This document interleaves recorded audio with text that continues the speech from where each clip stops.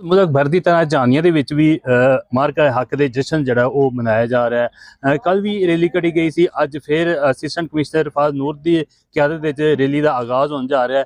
ਦੇਖਦੇ ਹਾਂ ਰੈਲੀ ਦੀ ਜਾਣਕਾਰੀ, ਦੇਖਦੇ ਹਾਂ ਉੱਥੇ ਕੀ ਸੂਰਤ ਹਾਲ ਹੈ।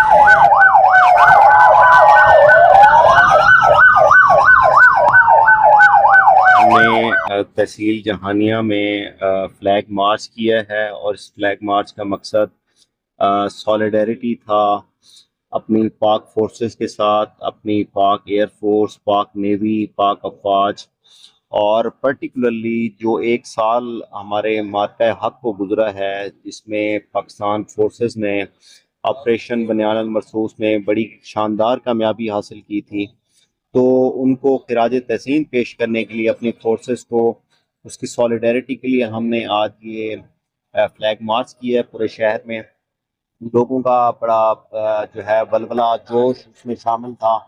हमारे तमाम इदारे, पुलिस, इंतज़ामिया, ये सारे इसमें शामिल थे।